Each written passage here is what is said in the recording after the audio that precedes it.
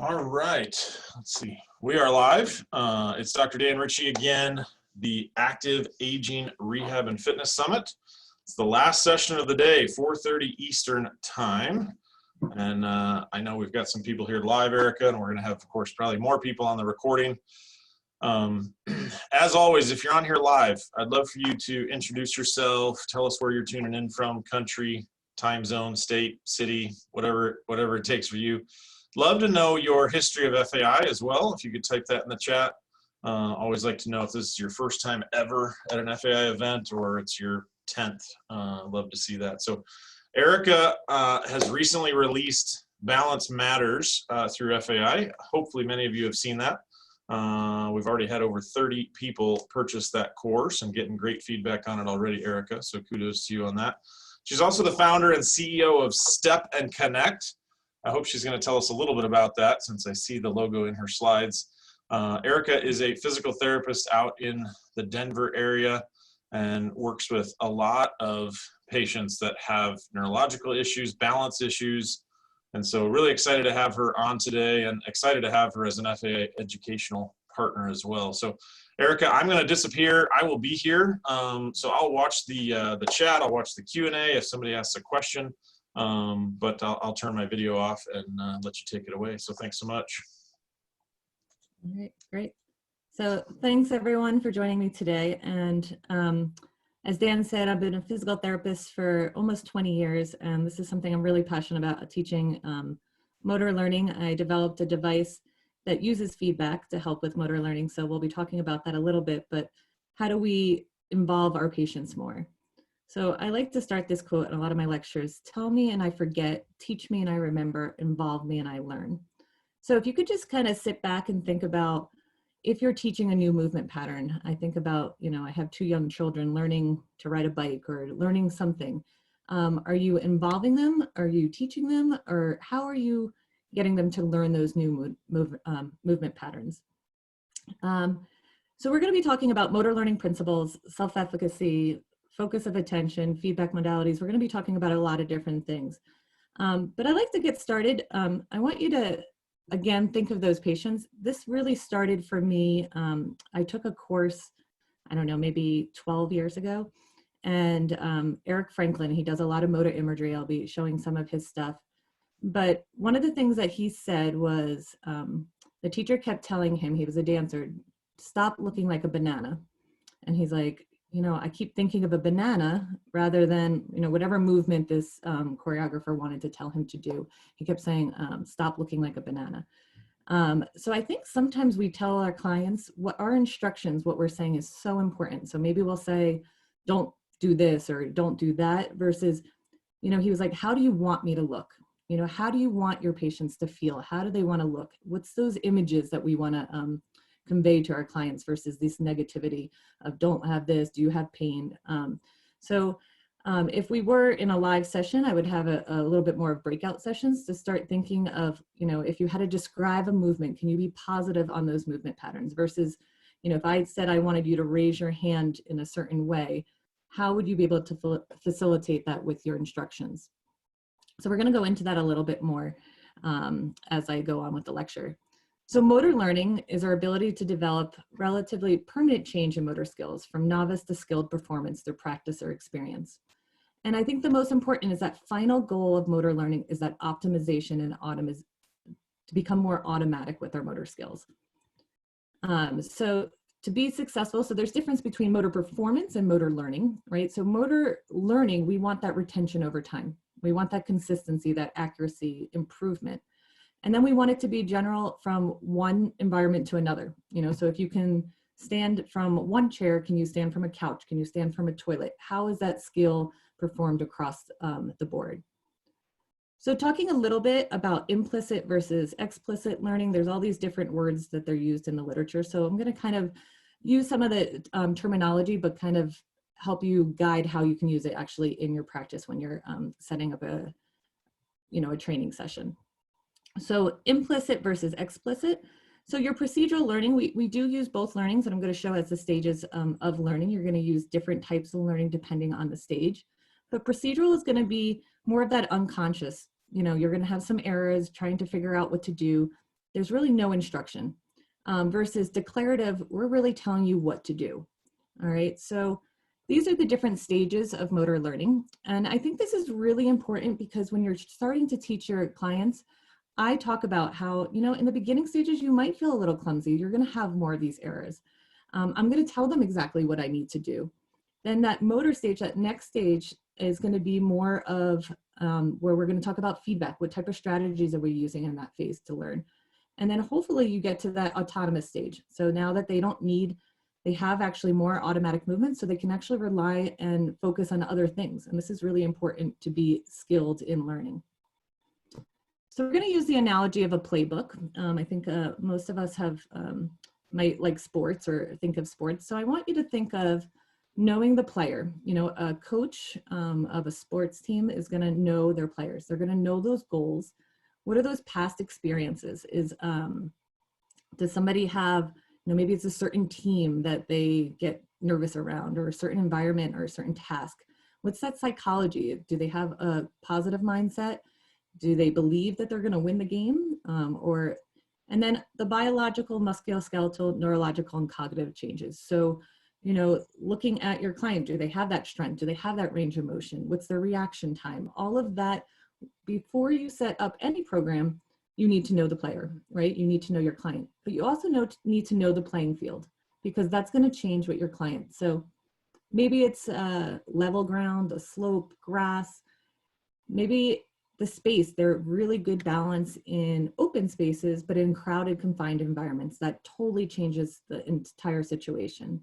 What is the lighting? Is it bright? Is it dim? Is it dark? Is it a static balance, dynamic? So all of this to take into consideration before you actually start practicing your balance. So this is how involved, and we're not going to have time to go into it, but we're going to start going into different ideas.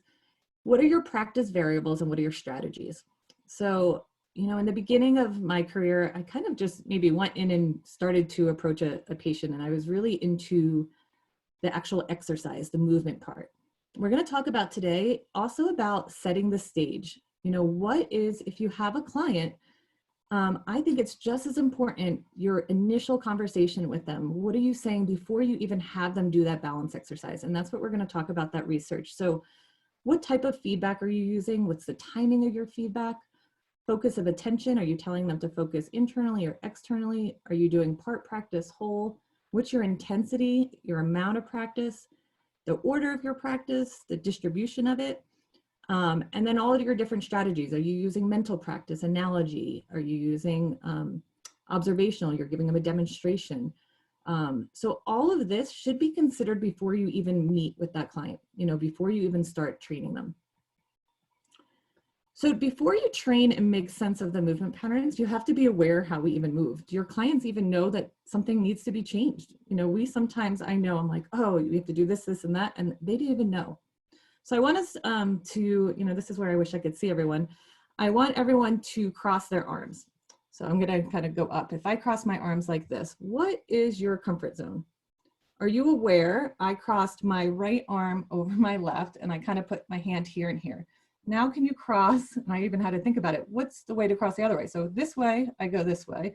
If I go that way, I switch it. Were you even aware, if you were cold, how you crossed your arms? Is that even important? So some of our clients aren't even aware that the movement patterns are off or that we want to train. So an example for balance, maybe someone's able to really stand well on one foot, but they lock every joint. They're holding their breath, they're locking their joints to stabilize them. Is that the best movement pattern? Probably not. They're not going to be able to make these adjustments, but we need to make them aware of this isn't the most efficient pattern. So how do we change that? Even though they might feel less stable, in the long run, they're going to be more efficient. So maybe we don't really care if you put one hand over the other hand crossing your arms, but maybe it really makes a difference if a client's locking their joints, or maybe it makes a real big difference if every time they weren't even aware, they turned their head when they were walking, they lost their balance. But all they could tell you is, out of the blue, I just lose my balance when I'm walking outside. So that's our job, to be that detective, to start asking those questions and then making them aware of those movement patterns. So I'm from Colorado. I like to try hike. And I like to think of this analogy. So, and I talk to my clients about this, you know, you have two different hiking trails. Which one would you use? So I want you to think about which one would you use? What was your first thing that you would say? Would you take the first path that's wide, smooth, and comfortable? Or the second path that's maybe narrow, slow, and difficult? I usually, before I even ask that, I would ask, my question was, well, where is the destination? And what am I seeing along the way? I wouldn't just say, I want to take one path or the other. So our clients need to know, right? If we are going to go that narrow and slow and difficult route, you know, what's that destination? Is it worth them having a more difficult route and having these new movement patterns and changing and learning new ways to move? Because the end goal is going to be more efficient. They'll have decreased injury. They'll be able to do more. And then I want you to think, you know, we need to lay down these new hiking trails in our brain. So if you look at neuroplasticity, that first pathway, it might be narrow, but if we keep going over it over and over and over again, it's going to become the new norm. That's going to become the new comfort zone. So I have this conversation with my clients that in the beginning, you know, we have some poor quality of movement when we're learning. We might have overcorrection. We might, you know, make mistakes. That's okay. This is a normal part of learning. Then we're going to start refining, become more efficient. Our cognition's not going to, our attention's not going to be needed there. And then at the end, we're going to be hopefully skilled at that movement. But we have to take that path and make those pathways. So this conversation with your clients is important because nobody wants to take the hard path unless you know what's going to happen. So there's definitely lots of theoretical concepts. We're not going to go into all of them, but here's just a quick look of some of the stuff that we're going to continue to look over. So looking at self-efficacy, I think this is important just to know if your client knows it or believes that they're going to make changes, they're going to have better changes. And how can we help them believe that? So looking at that confidence level, you know, those mastery experiences. I just had a client this morning who was walking down a hallway and I asked her what she was thinking about before we took that walk. And her first thing was, there's one spot on that walkway that I've had a fall. So I always get nervous on that part. So if you have negative experiences, you're going to change your beliefs and how things are. So how do we improve those positive experiences? Our exercises and what we set up is going to actually make a difference on that. So if we make something too hard right away, then they can think, oh, I'm not good at balance. So how do we slowly start tricking the system and really dosing that right exercise? Social modeling, social persuasion, so giving that positive reinforcement, great job. We're going to talk about this a little bit more with the optimal theory of learning. And just seeing others, you know, I teach a group class for Parkinson's disease, and some people will come to my class, they think they have a progressive disease, that they're not going to be able to do certain things. And then they see somebody jumping and doing all these other movements, and they say, I can do this too. So showing, you know, you can do this and your peers are doing this.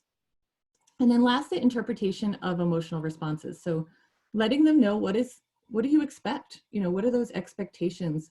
Balance is not like a broken bone. You're going to have, you know, this kind of, some days are going to be worse, other days there's all these other variables. So really having that conversation. So providing positive feedback, think about, do you only give that negative feedback or are you more positive? You know, are you telling them that they're going to perform well before they even start? You know, so I have changed so much of how I treat right now, that before I even set up an exercise, I might say, you know, oh, this exercise you're going to do really well with. You just have to keep practicing it. Structure the appropriate challenge. We'll go into that. Discuss that they're going to learn from mistakes, that whole phase of the different types of learning. And then to see improvements and changes, you need to be challenged to talk about that. You're going to get really good at this speed if you're only working at this speed. So we want to challenge you so you get better at that next speed. I love, if you want to learn more about optimal theory of motor learning, it's an incredible article from Wolf and Lethawaite, I think I'm pronouncing the name right, in 2016.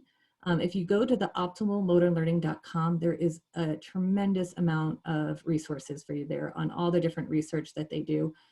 So we're going to go into a little bit of this theory of looking at, similar to what we were talking about, of enhanced expectancies, autonomy, and external focus of attention. And I'm going to go into examples of how you can use this in your practice. So enhanced expectancies, looking at age stereotypes. So this was a study that they did, and before they practiced, they had they informed the participants that their performance would be compared against young adults, performance against people who were older, 20 years older than them, or it wasn't influenced by age. And the group it was interesting, the performance right after didn't make that much of a change. So right when they actually did the, it didn't matter what was said to them beforehand. But the retention, and remember, retention is the motor learning. They actually did worse when they were in that negative group. So when they thought they were being compared against younger adults, they actually performed worse. So really thinking about, what are we saying to our clients? This age stereotype, I think, is really important. During this lecture, I kind of did a quick search, and it's just incredible what some older adults are doing. And I think you can inspire and talk about some of these achievements, because I know I can't do half of this stuff on here. So, 85-year-old, the oldest Ironman competitor in the world, Roger also 70-year-old broke world record to swim 21 miles against the English Channel. 91-year-old Harriet Thompson, she ran 7 hours and 7 minutes, 42 seconds, a marathon, which I'm just floored by. I think that is incredible. 94-year-old gymnast, you've probably seen her on social media. She does incredible work. And a 100-year-old choreographer. So, age does not limit us to be moving, and our clients need to know that. And you need to inspire them that these people are doing stuff and they can too. So this is another article I highly recommend. The next slide, I'll show the resource. Enhanced expectancies, they actually had motivational messages to their, the therapists were trained on different techniques to be able to increase their function. And those people who actually got the motivational messages did better than the standard of care. So this, I know it's probably hard to see on your screen, but if you look, and there is a handout, the tools and trainings are available. There's a website there, Healthy Mind. They have all these different resources for free for you to look at that you can start including into your care. So some of the patient engagement tools, what is important to them? Are you asking what are their goals? So they have all these different cards of what their goals are, and they could put them in order. And then activities to reach those goals. What can you do? Are you tracking that? When you track and ask, people are gonna be motivated and exercise more. They also asked them what their effort level was. So we'll talk about that in intensity, but how hard are you working? And then there's all different trainings for coaching for feedback that they have for also the coach. So a great resource to think of how are you using that in your sessions. So again, the mindset, so this is where I was saying, you set the stage before you even go in. If a coach is talking about a team, if they say that, we can beat this team, or they're going to say, oh, this team always wins, we've never beat them before. How are you setting up your players? This study said when they actually started before the session with just this statement, active people like you with your experience usually do well on this test. Those clients retained longer, balanced longer, and had higher self-efficacy. So again, what are we saying to our clients before we even actually start having them to exercise? So the next part of the optimal theory of learning is autonomy. So are you giving your clients choices of their exercises? So if you're doing a circuit or you're just training, are you just telling them, okay, this is what you're gonna do, this is the next exercise you're gonna do, or do you give them choices? So Wolf and Adams, they had their participants had fewer balance errors when they were allowed to self-determine the order of their exercises. So they still had, these are the exercises you need to do, but they got to pick the order. So if the order doesn't make a difference in your session or whatever you structured, can you say, okay, here's 3 circuits. This one works in your vestibular system, stand on foam. This is some sit to stand. This one maybe is a stepping strategy. Which one do you want to do first? That person's going to perform. I think of my kids, if I give them choices, they do better. So we should be giving people different choices, or even saying these 3 exercises help with this part of your balance. Which one would you like to do? So the next one's focus of attention. I find this really interesting. And this, again, if you can have a breakout session, and I recommend, I did this for one course I did live. we broke up different tasks up and had a switch on how you would cue. So are you giving an external focus of attention? And I know as a, or an internal focus. So are you drawing attention toward the environment, away from the body, or are you focusing on the body? And I know as a physical therapist, I think anatomically. So, I'm gonna think of moving my arm, instead of I'm thinking of flexion or thinking of planes, but is that how I'm talking to my clients? Can I think of what I want and then change it? So if I'm having that client right here stand on one foot, if you look at his belt buckle, can I tell him, I want you to get your belt buckle over your shoelaces? Or are you going to tell him, I need you to shift your hips over your foot? So you see, just changing that focus of attention, the research supports has better outcomes. So, it's great, do it with your colleagues to have a session, maybe even a sit to stand, Are you saying nose over toes? Like, how do you get that person to come forward? What are other cues that you can provide? And it's hard to change your own focus like that when you're training. So the research actually supports a lot of good research on external focus of attention versus internal focus of attention. This study looked at if they focused on a board, are they focusing on what the board does? Is the board trying to stabilize the board, or are they focusing on their feet? The group that actually tried to minimize movement of the support surface did better than the ones that had to focus on keeping their feet. It's the same like if you had a tray on your hand, you're doing a dual task. Are you focusing on keeping your hand still or keeping the tray still? How does that change what you're telling that client to move? Here's a picture of just two of my clients in one of my classes that we were focusing, instead of having bigger movements, we were focusing on doing different sports and moving that stick. So they're weighted sticks. So instead of saying, I want you to move these planes, I told them different ways how I wanted the stick to move. I wanted different planes of motion, but it was all in relationship. There's a little red part on that stick. So another study, this one just came out in 2020, and it used all three. So all three of those, the optimal theory of learning actually did better than if you just use one. So I think this research study I really liked, because they said, so they started, their statement was, research has shown that if you concentrate on the support surface, you'll be able to do well at that task. So you're setting up that stage again, showing them that this is going to help you, you're improving that self-efficacy, and then you're also giving them that external focus of attention.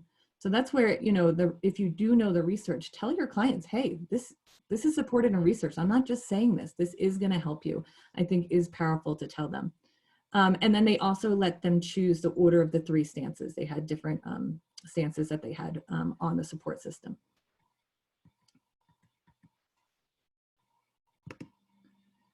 So here's an example of how you can just implement it. So if you focus on X, whatever you're trying to teach them, it will enhance your performance. So having that research, and then which task do you want to start first? So just being able to do that will really help your clients. So let's go into feedback now. So, oops. I like to look at, we're going to just use a baseball player now for, but are you using intrinsic feedback or are you using augmented feedback, right? So the importance, we want to reinforce good behavior and discourage poor ones, and we want to speed up improvement if we're using feedback. So intrinsic feedback we all have, right? It's through our own sensory system. So using the example of the baseball player, he has his visual receptors that are going to tell him the trajectory of the ball when he tosses the ball. He is holding the ball. He could feel the texture using his cutaneous receptors. And then his proprioceptors are going to be giving him that length tension relationship, being able to tell him where that position of his arm is for that throw. But what happens if he doesn't really know, you know what, I didn't even know, maybe he had a shoulder injury, where his arm was going? How do we augment that feedback to provide him to get that skill better? Are we telling him, bring your arm, like the qualities of movement? You didn't move it fast enough back, or you didn't move it far enough back. Are we showing a video replay so he can see, what, you need to bend your arm at this angle next time? Or are we giving more knowledge of results, like how successful? Yeah, that last pitch was your fastest pitch, and having some kind of feedback that we were able to monitor that speed. So looking at the knowledge of performance, the knowledge of results, and what you're really trying to get is important for your clients.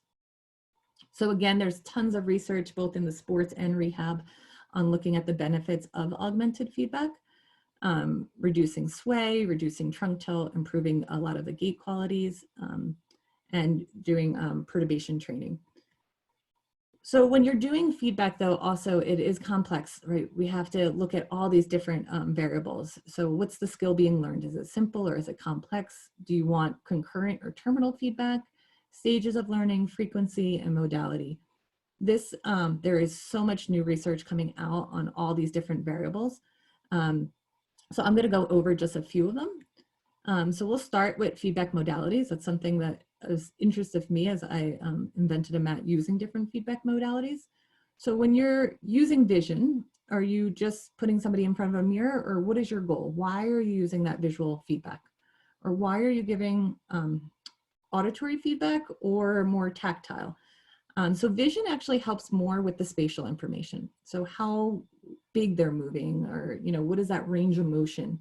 Where auditory is going to help with more the temporal aspects of movement. So looking at speed, rhythm, symmetry, timing, and haptics is a kind of a combination of both. So if I'm, shifting someone forward to get them to do a better sit to stand, the timing of their shift, and then also how far they shift would be my tactile feedback. So visual feedback actually is the research supports it's really good at skill acquisition. You're just learning a skill, you need to look to figure out what you're doing.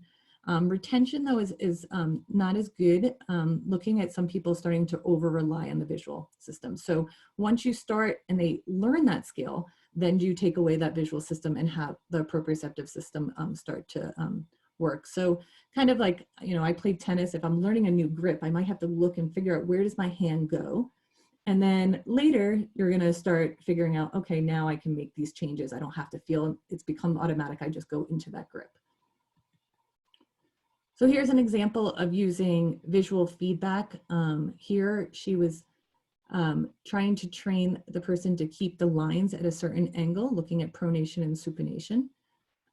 So that's one example of visual feedback.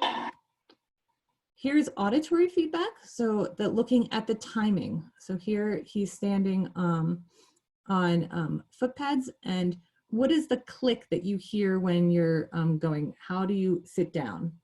So actually I'll show you this video.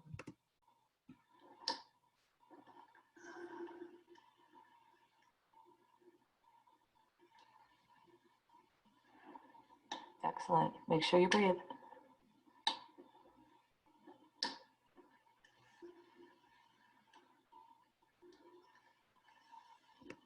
So you could see here, how fast is he getting up? The clickers are helping you with the timing of, is he plopping? Does his center of mass go too quickly when he sits down?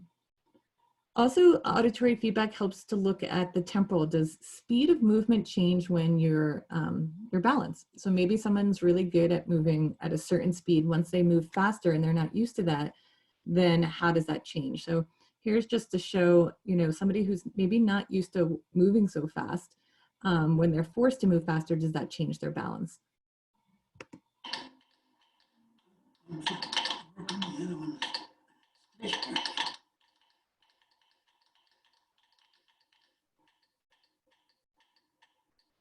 Gotta get back in the middle.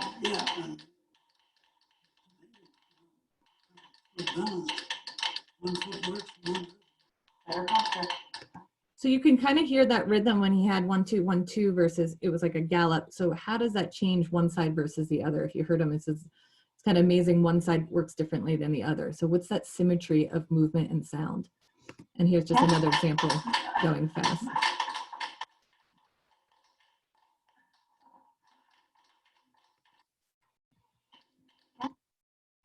So tactile feedback, there's definitely different ways that you can use tactile feedback. Using just under the bottom of your foot, are you using different sensation, different textures? This video, he's actually using a 1 pound weight on his wrist and a 1 pound weight on the forefoot of his foot. So increasing, that's not for strength training, it's increasing the somatosensory input through his joints for arm swing, and then also for foot clearance to be able to get the, to raise the toes up more. So here's just a video. Where here I'm using somatosensory feedback. I have a band at his hip, and he's actually using multisensory feedback because he has to step to a target and hear his weight bearing through that foot. But the example here is more using therabands or some kind of resistance to improve that awareness to keep his hips forward. There. Follow your window. I want to hear the middle clicker like that.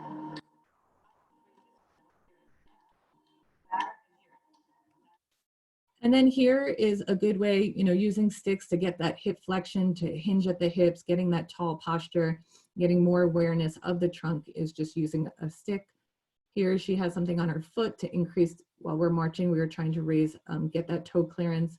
I use bean bags on people's heads to increase head reference. So what kind of tactile feedback are you using? Here, this is a handout that I made just to start having some critical questions to ask when you're using feedback. So rather than just putting somebody in front of a mirror because it was there, really realizing, who is this beneficial for? Do they have a sensory impairment? So if somebody has, say, a neuropathy and can't feel their feet, are you adding more of that somatosensory input because you're trying to augment that is missing?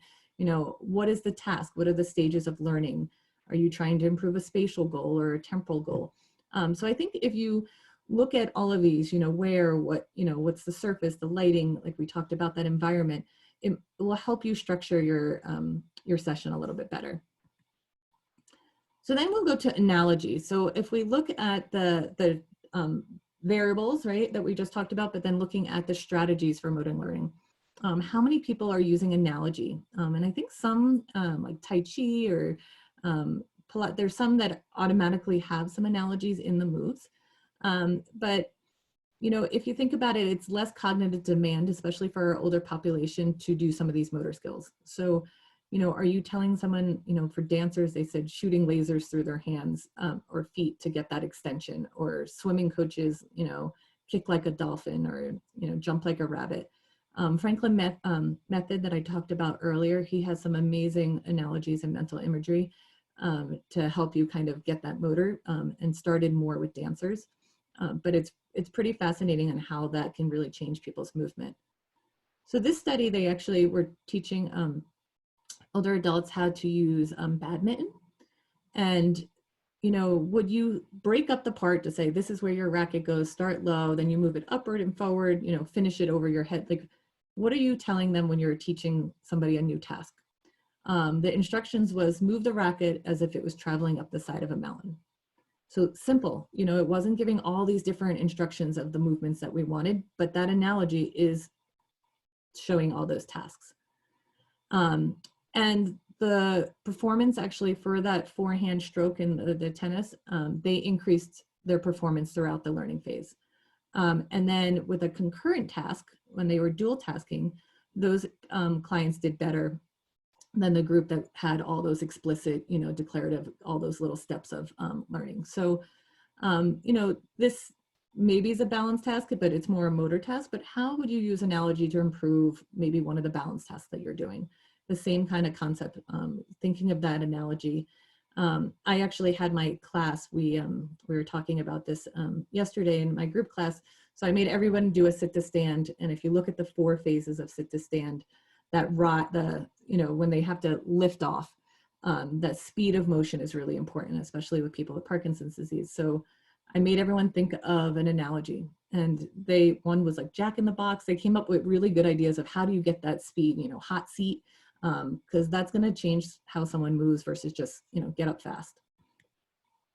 So there's different, also just not only mental or analogy, there's also mental practice.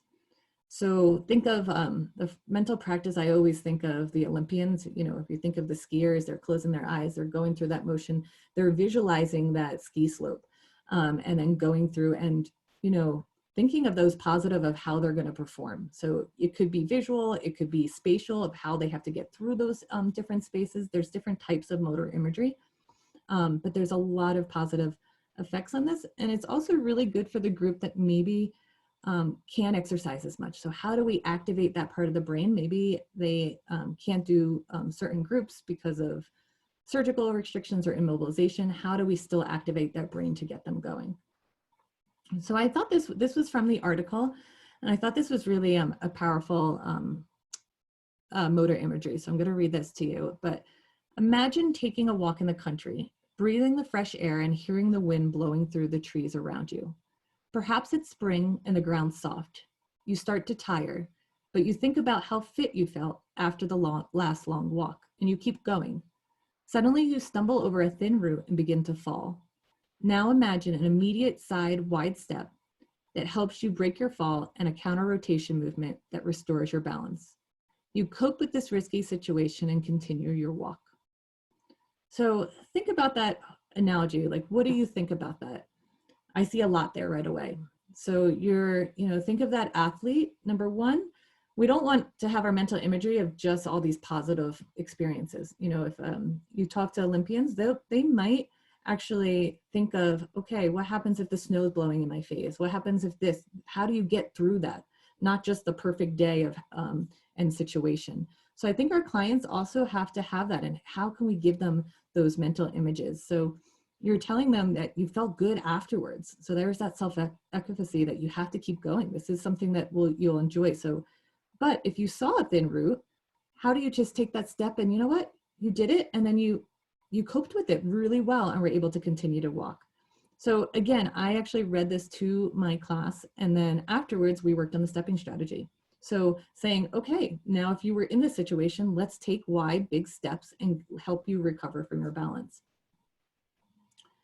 So another study looked at motor automation and looked at low and high fit older adults. They did a battery of motor test to put people in different categories based on their fitness levels.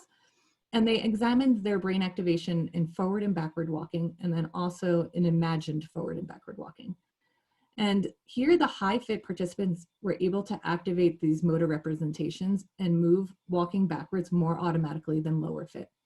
The lower fit adults required more resources for planning and cognitive control. So this is a really good study to tell your clients, like, when you are more fit, you don't have to take all those resources in to do other tasks. And this is really important because our life is dual tasking.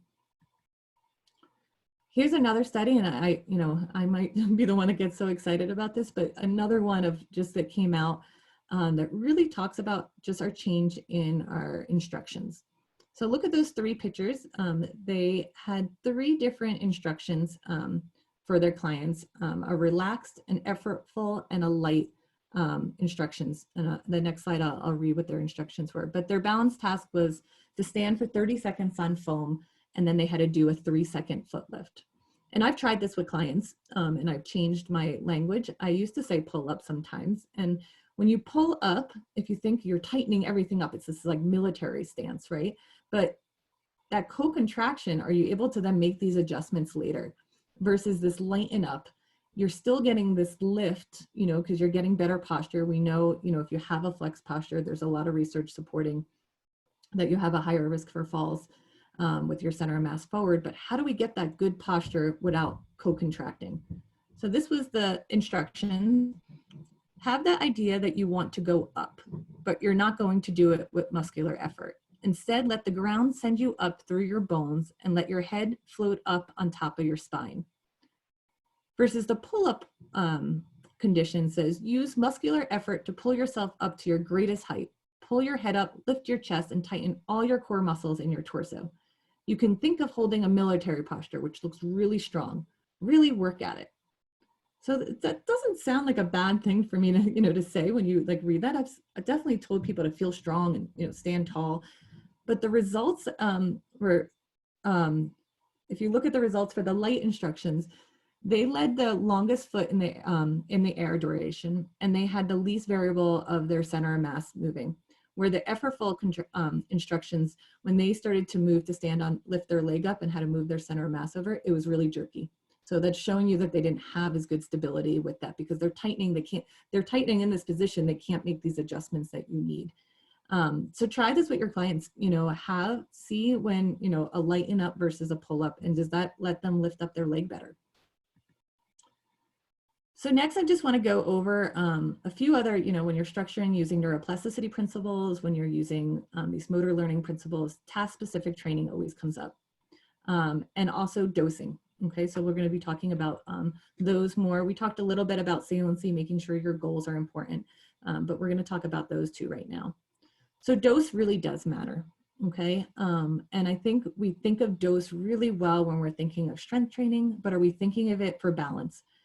Are you asking how hard is that exercise? And if it's too easy and they're not making changes, then you need to increase the complexity of it, but you also might need to have them do it more often, right? So here the dose, they were talking about more the frequency and the duration of the exercises, and the minimum of 150 minutes a week for at least 6 weeks. And I think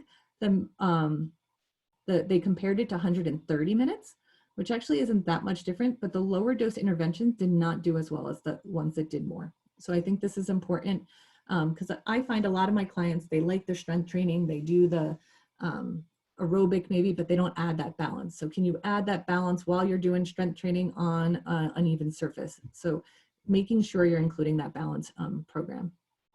I always ask, there's new scales that have come out in the last 2 years, similar to the rate of perceived exertion. So here's the rate of perceived exertion saying how hard you're working, used for more strength training and aerobic or resistance training. But you can also use it for balance. So are you mildly unbalanced? Are you unbalanced? Are you very? Do you feel you're about to fall? Where are you in the scale? Because this is going to help you know if you have to dose and change their exercise. So here's another graph I made looking at all the different variables to help challenge your balance. And this would be more static, but can also be related to dynamic. So again, this is a different scale saying a 1 to 5, what effort are you? I want you to be at a 3, So, your eyes open when you're on one foot, are you fine? Then can you do it with your eyes closed? Then can you do it moving your head? Eyes closed, moving your head. What type of surface are you on? What's the position or your stance of your foot? How is that all going to change your balance? So here's one example of just changing her foot position. I know some people use, Romberg, and I think Romberg is really important to start for balance training. But then what happens when you go in a slightly staggered stance? When someone's here, how do you increase that progression? So just showing how she did so well here, turning her head. Up and down.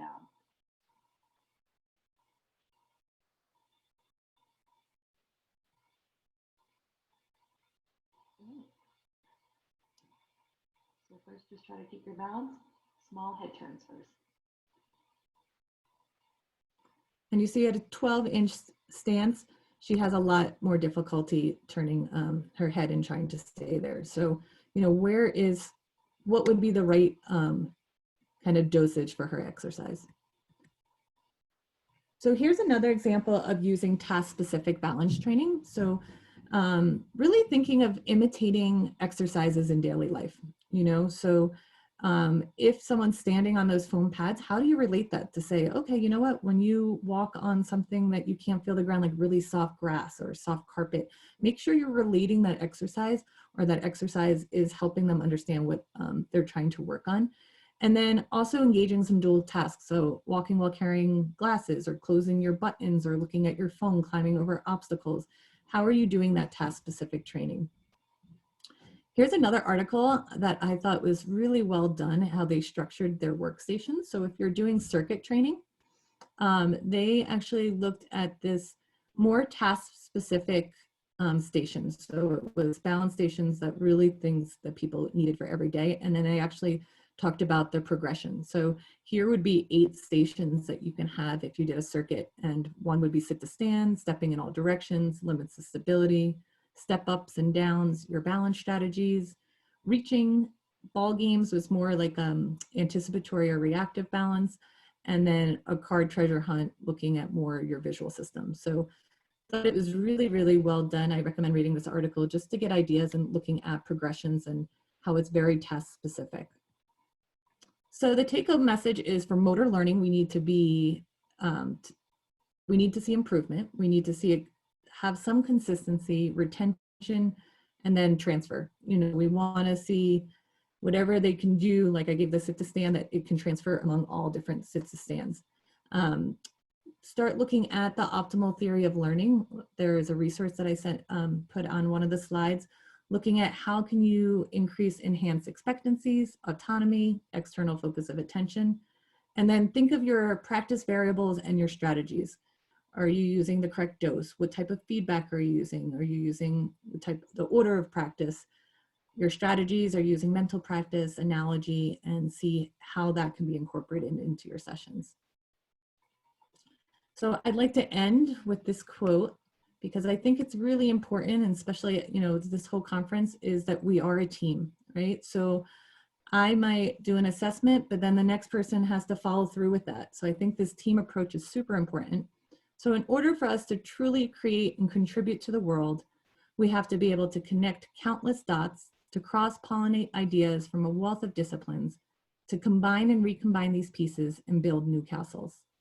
So our client is that person in the middle.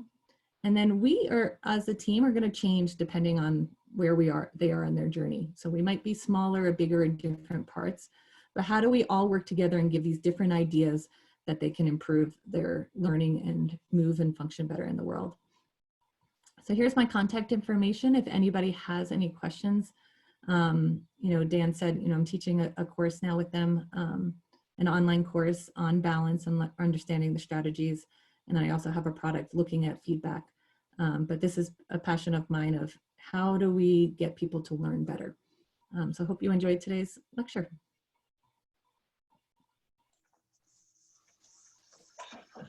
All right, thanks so much, Erica. If you're on the recording, I know you're dying to ask a question, so fire away at Erica there. Email her. Definitely check out her website, and I encourage you to check out the Balance Matters course as well. What questions do you all have? Those of you that are on live, we'll do Q&A here probably for as long as you guys want. So there aren't too many of you on live. I think we can probably hit Erica up with 10 minutes of questions. So if you have any questions, type those in the Q&A, type them in the chat. Erica's handout is available on the website. There was some issue with the link to it, but they fixed it while you were talking, Erica. So if you want to get the PDF to her slides, just go back to the web page, click on the download handouts, and they're there for you. So you can grab those. CLS is asking, how do you apply these concepts to someone who's obese? So which concept? I guess, does she have a specific? Yeah, that's what I was wondering. I guess, so I think, you know, for obese, is it for balance? Is it for, you know, what, do you have a little bit more specific question on that? So I don't go in a direction. I don't know if she can. CLS is the name. Can you type in a little more? Balance, proprioception. Yeah, so I think, again, you want to set them up first. You know, is it proprioception? Do they have a neuropathy? Is it diabetes? You know, looking at, you know, if they're overweight, you know, they might have that in that category to screen. Excuse me. So I would look at that, and that's where you would use those principles of augmenting something that might be impaired. But I think, you know, having that self-efficacy, I don't think weight is going to change someone's, you know, they could still improve their balance. So to get them more fit, they're going to be more balanced. So explaining that whole big picture to say, you know, weight is one factor, but if you become more fit, you're going to be able to balance better. You're going to be able to do all this. So setting them up and then using all those principles, I don't think would be any different than somebody who's fearful of falling. You know, you're going to still try to tell them that this is going to improve if they work at it. So I don't know if that answers your question. Let me know. Yeah. Dr. David Waters presented at our conference a couple of years ago, and it was interesting. He said there was actually some research showing that being overweight, not necessarily, and even in the low obese range, like, you know, BMI of 30, 31, seemed to have some protective benefits for some of the people with balance issues, and that they didn't get as serious injuries. And he had some funny slides of older people bouncing off the sidewalk. He said, we don't know if it's protective that, you know, being overweight, but there does seem to be a mechanism for people that are frail and, you know, overly thin. When they fall, they tend to have much more likelihood of fractures and things like that. So I think to me, the only issue would be if somebody was so obese they can't, stand, if you're talking severe obesity that they're unable to get up from a chair or something like that. Otherwise, all these things should be very applicable. But I think what you said, Dan, exactly, you can reach out to say, hey, this research says it. So then it actually, maybe they won't be as fearful to move because you have a decreased risk. Or in the flip side, if they really can't move, and I've worked with clients like that over my career that couldn't, you could start with mental imagery, start with that while they're going to go through those movements and relate it to Olympians, and athletes. Hey, you can do this. Athletes don't only have to do this. Let's go through walking or whatever your goals are. And, you're activating that part of the brain. So I think you can definitely to do both. Well, if I don't see any more live questions here in the next minute, we're going to let you go. Just want to remind everyone on the recording, you've got Erica's contact info. The slides are available on the webpage where you find this session. So wherever you found the recording, there's a download button there for the PDF. That's probably the most common email we get. Can I get so-and-so slides? The PDF's there for you on the page.